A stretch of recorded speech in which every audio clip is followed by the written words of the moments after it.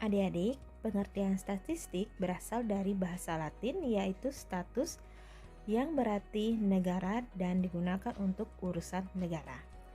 Hal ini dikarenakan pada mulanya statistik adalah digunakan untuk menggambarkan keadaan dan menyelesaikan masalah yang berhubungan dengan kenegaraan saja, seperti perhitungan banyak penduduk, pembayaran pajak, dan gaji pegawai.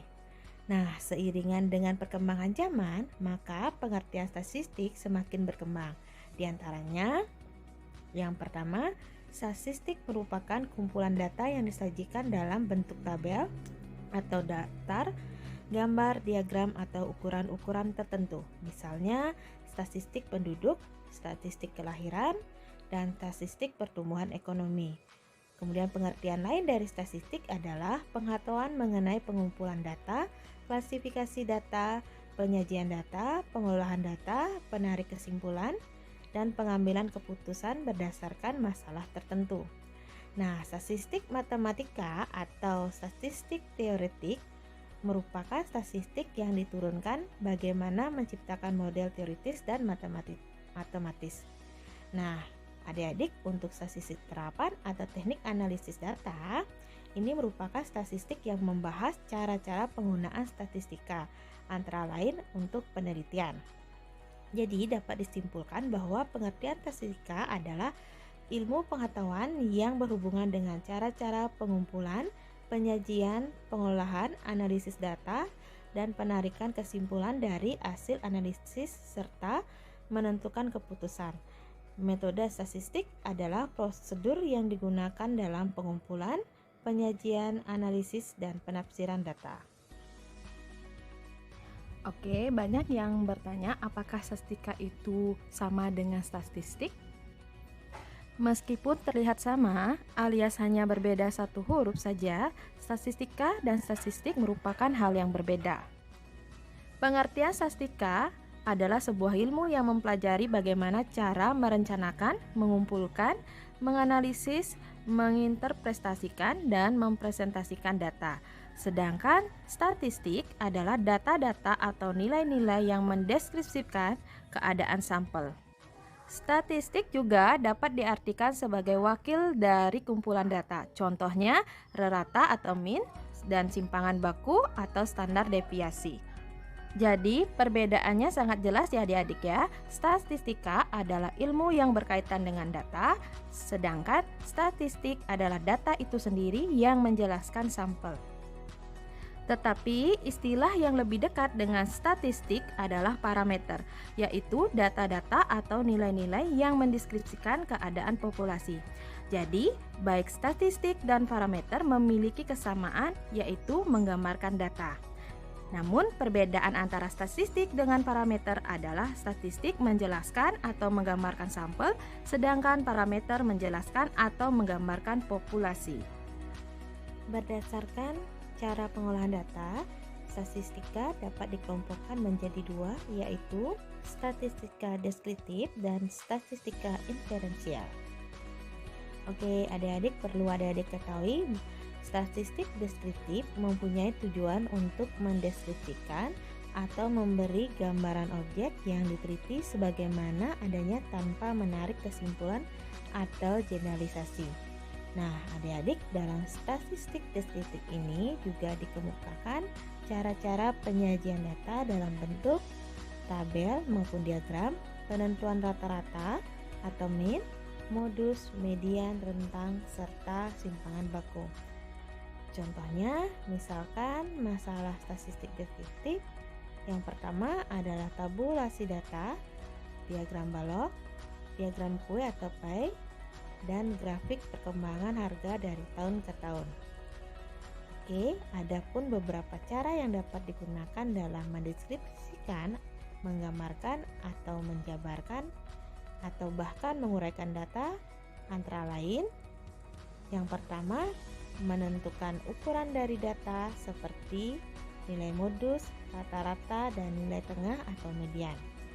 Yang kedua, bisa juga menentukan ukuran variabilitas data seperti varians, tingkat penyimpangan atau deviasi standar, dan jarak atau kita sebut range. Yang ketiga, dapat juga menentukan ukuran bentuk data, skenis, kurtosis, dan loadbox. Oke, untuk jenis yang kedua adalah statistika inferensial.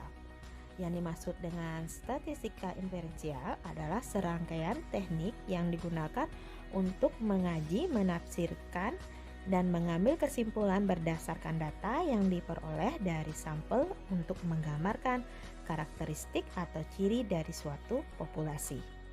Oleh karena itu, statistika inferensial juga disebut dengan statistika induktif atau statistika penarikan kesimpulan. Nah, adik-adik, sebelum menarik kesimpulan dilakukan suatu dugaan yang diperoleh dari statistika deskriptif. Contoh, masalah statistika inferensial adalah yang pertama, pendugaan statistik dan pengujian hipotesis. Kemudian juga ada peramalan dengan regresi atau korelasi. Berdasarkan ruang lingkup bahasannya, maka statistika inferensial mencakup yang pertama probabilitas atau teori kemungkinan, kemudian yang kedua distribusi teoritis, yang ketiga sampling dan sampling distribusi, keempat pendugaan populasi atau teori populasi, yang kelima uji hipotesa rata, kemudian analisis korelasi dan uji signifikansi. Selanjutnya analisis regresi untuk peramalan, analisis varians, dan analisis covariance. Selanjutnya pengelompokan statistika berdasarkan bentuk parameter. Oke, yang pertama adalah statistika parametrik. Nah, yang dimaksud dengan statistika parametrik adalah statistika yang mempertimbangkan jenis sebaran atau distribusi data yang berdistribusi normal dan memiliki varians homogen. Adik-adik, pada umumnya data yang digunakan pada statistika parametrik ini bersifat interval dan rasio.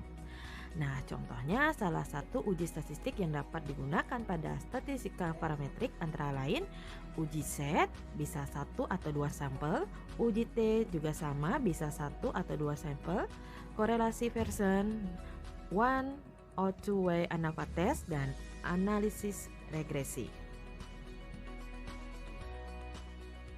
Yang kedua adalah statistika non-parametrik. Statistika non-parametrik merupakan bagian statistik yang parameter populasinya atau datanya tidak mengikuti suatu distribusi tertentu atau memiliki distribusi yang bebas dari persyaratan dan variasinya tidak homogen. Adik-adik, statistika non-parametrik biasanya digunakan untuk melakukan analisis pada jenis nominal atau ordinal. Nah, analisis statistika non-parametrik antara lain uji tanda peringkat Wilcoxon dan uji Human-Whitney untuk 1-2 kelompok. Bisa juga menggunakan uji Kruskal-Wallis untuk kelompok lebih dari 2, uji korelasi Ring-Spearman dan Kendall-Dowd, dan terakhir adalah uji K-kuadrat. Tentu dalam kehidupan sehari-hari, statistika tak banyak memiliki manfaat dan fungsi bagi kita semua. Adapun fungsi statistika antara lain, yang pertama, statistika bisa menggambarkan suatu data dalam bentuk tertentu. Tidak hanya itu, statistika bisa menentukan suatu hubungan sebab akibat, dan statistika juga bisa memperluas pengalaman seseorang. Tidak hanya itu, statistika bisa mengukur besaran, dan statistika bisa menyederhanakan data yang kompleks menjadi data yang dapat kita pahami. Selain itu, statistika dapat digunakan sebagai alat untuk yang pertama komunikasi. Di sini, statistik dapat digunakan sebagai alat untuk melakukan komunikasi atau alat penghubung dari beberapa pihak. Dari data statistik yang dihasilkan, beberapa pihak tersebut dapat mengambil suatu keputusan. Yang kedua, statistika dapat digunakan sebagai alat untuk deskripsi.